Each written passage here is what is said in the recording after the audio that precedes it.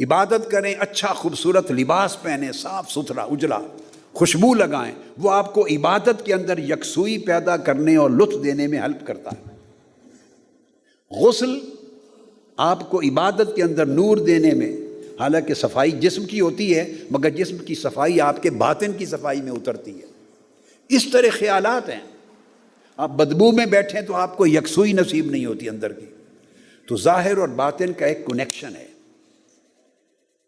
تو مسجد کا باطن تو یہ ہے کہ آپ کے اللہ کے حضور سجدہ ریز ہوتے ہیں، مگر ظاہر یہ ہے کہ اس کا خوبصورت ماحول، ایٹموسفیئر آپ کے دلوں میں یکسوئی پیدا کر دے، اللہ کے ساتھ تعلق جوڑنے میں مدد پیدا کر دے۔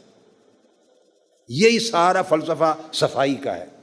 آقا علیہ السلام نے فرمایا صفائی، طہارت، نظافت نصف دین ہے، آدھا دین صفائی میں ہے۔ کیوں؟ کہ وہ جو صفائی اور طہارت ہے ظاہر کی، وہ باطن کو طہارت اور نور دینے میں مدد دیتی۔ اسی طرح میرے بیٹے اور بیٹیاں ہیں، اس طرح ذہن اور فکر کی صفائی آپ کے قلب اور باطن کو منور کرنے میں مدد دیتی۔ جن لوگوں کے ذہن پراگندہ ہوتے ہیں، انتشار ہوتا ہے ان کے ذہنوں میں، ان کے قلب و باطن میں کبھی یکسوئی نہیں ہوتی، نہ تلاوت میں یکسوئی ملے گی، نہ عبادت میں، نہ روزے میں، نہ اللہ کے کلام میں، نہ خطاب میں۔ وہ ذہن جس کا منتشر ہے اس کا قلب اور باطن بھی منتشر ہے۔ فرمایا نیک صحبت تمہیں نیک بناتی ہے۔ صحبت کیا ہے؟ وہ صحبت آپ کے باہر ایک خارج کا ایٹموسفیئر ہے، کس کے ساتھ بیٹھے ہیں۔ خوبصورت مناظر دیکھنے سے طبیعت میں خوبصورتی پیدا ہوتی۔ میرے بیٹے اور بیٹیوں، خوبصورت گفتگو سننے سے آپ کی طبیعت میں ایمانی روحانی خوبصورتی آتی ہے۔ خوبصورت اخلاق اپانے سے، بول چال اور تعلق سے آپ کے اندر من میں خوبصورتی پیدا ہوتی ہے۔ خوبصورت ستھرا لباس پہننے سے آپ کے من کا لباس خوبصورت ہوتا ہے۔ خوبصورت خیالات سے آپ کے من کے اندر روحانی ارتقاء خوبصورتی سے ہوتا ہے۔ جو کچھ باہر کے ایٹموسفیئر میں ہوتا ہے وہ اس کا عکس آپ کے باطن پہ پڑتا ہے اور باطن اسی طرح ڈیولپ ہوتا ہے۔ یہی رزق حرام ہے۔ اب رزق حرام ہو یا رزق حلال تو ہے تو بریانی ہی نا، اور روٹی ہے، اور وہی گوشت کڑھائی ہے، اور چکن کڑھائی ہے، اور وہ زردہ ہے۔ جو کچھ بھی کھائیں پئیں، مشروب پئیں، حلال چیز کھا پی رہے ہیں۔ میں حرام شراب کی بات نہیں کر رہا، گندم کی۔ آپ جو کچھ کھانا کھاتے ہیں وہی پکتا ہے، اسی خاتون نے پکایا، وہی کچن ہے آپ کا، وہی آگ تھی، وہی پروسیس ہے، انہی ڈونگوں میں پلیٹوں میں آپ نے کھا لیا۔ ایک سے نور پیدا ہو رہا ہے، ایک سے اندھیرا پیدا ہو رہا ہے۔ اور وہ جو اس کے اندر حلال کا ایسپیکٹ تھا کہ وہ رزق حلال تھا، جو پیچھے حلال کی کمائی تھی، جس میں جھوٹ نہیں بولا تھا آپ نے وہ کمائی کرتے ہوئے، جس نے گاہک سے فراڈ نہیں کیا تھا، جس میں کمی بیشی نہیں کی تھی ناپ تول میں، اونچ نیچ کر کے دوسرے کا مال بٹورا نہیں تھا، قیمت صحیح وصول کی تھی، جائز ذرائع سے لائے تھے، تنخواہ حلال ذریعے سے لائے تھی، اس میں حرام کی آمیزش نہیں کی تھی، جھوٹ کی آمیزش نہیں تھی، دھوکہ دہی کی آمیزش نہیں تھی، اپنی فرض شناسی کے ساتھ پورا وقت صرف کیا تھا۔ یہ چیزیں ہیں، یہ ساری چیزیں اس رزق کو حلال بنا رہی ہیں۔ حلال کوئی الگ کسی گلاس کا بیٹے، کوئی کسی میٹیریل، کسی چیز کا نام نہیں ہے۔ حلال ایسی چیز نہیں ہے کہ اس کو اس طرح کر کے دکھا دیں بھئی یہ حلال ہے۔ کام وہی ہیں، اسی دفتر میں بیٹھے کام کر رہے ہیں بیٹے، وہی پین ہے، وہی آپ کا آفس ورک کر رہے ہیں۔ ایک آدمی پوری ایمانداری کے ساتھ فرض کو انجام دے رہا ہے، ایک آدمی ٹائم کلنگ کر رہا ہے، وقت کھا رہا ہے، لوگوں کو پریشان کر رہا ہے، پھر کل آ جانا، وہ جو کل آ جانا، پھر پرسوں آ جانا، پھر کر دوں گا، اور فائل ڈسپوز آف نہیں کر رہا، وہ شام کو حرام کا رزق کھا رہا ہے۔ جس کے ٹیبل پہ ڈسپوزل نہیں ہے فائل کی، کام کی، وہ رزق حرام کھا رہا ہے۔ لوگوں کو پتہ نہیں رزق حرام کیا ہوتا ہے، وہ یہ سمجھتے ہیں شاید ڈاکو چور ہے، لوٹ مار ہے، کرپشن کر کے پیسے لے آیا تو صرف وہی رزق حرام ہے۔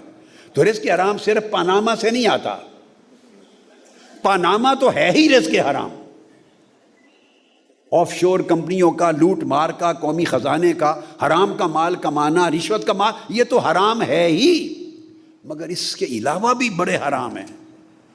آپ وقت پر کام نہیں کیا، ڈسپوز آف نہیں کیا، حاجت مند کی حاجت پوری نہیں کی، فائل میں گڑبڑ کر دی، دھوکہ دہی کر دی، فراڈ کر کے کسی سے سائن جلدی کروا لیے، یہ جو آپ جو کچھ کر رہے ہیں یہ سارا رزق حرام کا باعث بن رہا ہے۔ یہ رزق حرام ہے۔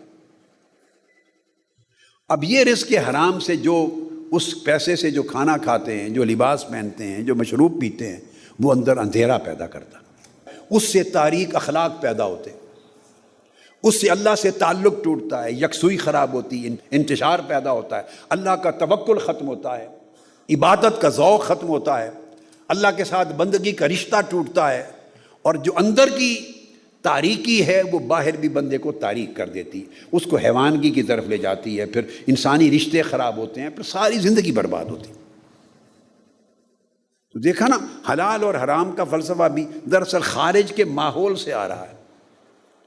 آپ کسی نیک شخص کی صحبت میں بیٹھتے ہیں بیٹے، اور ایک برے شخص کی صحبت میں بیٹھتے ہیں، تو صحبت خارج میں ہے، آپ کا باہر کا ماحول ہے، مگر وہ آپ پر اثرات کرتی ہے۔ آپ کچے ہیں، ابھی نوجوانی کی عمر ہے، آپ پختہ نہیں ہیں، آپ اتنے طاقتور نہیں کہ آپ کے ساتھ ایک برے کو بٹھا دیں تو آپ اسے اچھا کر دیں۔ برے کو اچھا کرنے کے لیے خود بڑا طاقتور اچھا ہونا چاہیے ہوتا ہے، آپ اس درجے پر نہیں پہنچے ہوتے، لیکن اچھے کو بروں کے ساتھ بٹھا دیں تو وہ اچھے کو برا کر دیں گے۔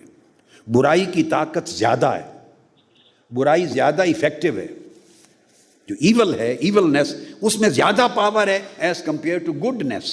بیٹے آپ ایک برتن میں 10 انڈے رکھ دیں، ان میں ایک انڈا خراب ہو، 2 انڈے خراب ہوں، 8 کے 8 انڈوں کو خراب کر دے گا کہ نہیں؟ 10 سیب رکھ لیں، 2 سیب گلے ہوئے ہیں، باقی 8 سیبوں کو خراب کر دیں گے۔ سمجھ آ گئی بات کی؟ اب اس کے برعکس کریں، آپ سوچیں ایسا کیوں نہیں ہوتا کہ 8 انڈے اچھے تھے، وہ مل کے ان 2 انڈوں کو ٹھیک کر دیں؟ 2 گندے انڈوں نے 8 اچھے انڈوں کو گندا کر دیا۔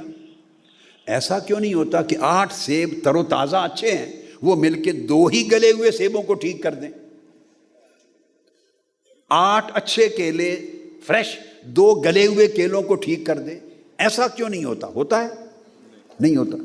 ہوتا کیا، ایک گندا کیلا یا 2 گندے کیلے، 2 گندے سیب 8 اور 10 اچھے فریش سیبوں کو خراب کرتے ہیں۔ آپ کے ذہن میں سوال آئے گا ایسا کیوں ہوتا ہے اور ایسا کیوں نہیں ہوتا؟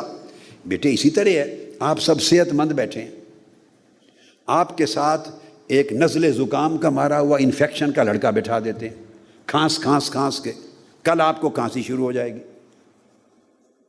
جس کو انفیکشن ہے کھانسی ہو جائے گی کہ نہیں؟ ایسا کیوں نہیں ہوتا کہ آپ ٹھیک ہیں، آپ اپنی صحت کی وجہ سے اس کو ہی ٹھیک کر دیں؟ صحت مندی بیماری کو ٹھیک نہیں کرتی، بیماری صحت مندی کو بھی خراب کرتی۔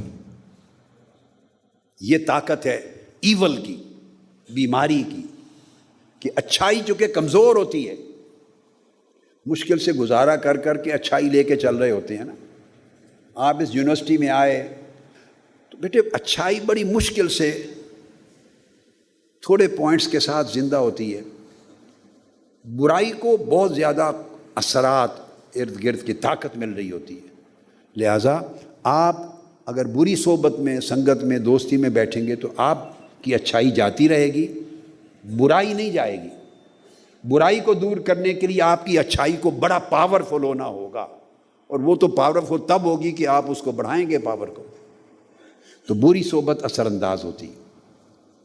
یہ سارا ایک فینومینا ہے انوائرمنٹ کا، ایک کمپنی کا، ایک ایٹماسفیئر کا، ایک باہر کے حالات کا۔ یہ ایٹماسفیئر خوبصورت کریٹ کر دی ہے، اب اس خوبصورتی کو اپنے اندر بھی منتقل کریں، اپنے اندر بھی منتقل کریں۔ اللہ رب العزت آپ کو بڑی ایمانی اور روحانی اور ظاہری باطنی دنیاوی اخروی خیر سے، عظمت سے نوازے۔ سب سے پہلے نئی ویڈیوز کو حاصل کرنے کے لیے شیخ الاسلام ڈاکٹر محمد طاہر القادری کے آفیشیل یوٹیوب چینل کو سبسکرائب کریں اور بیل آئیکن کلک کریں۔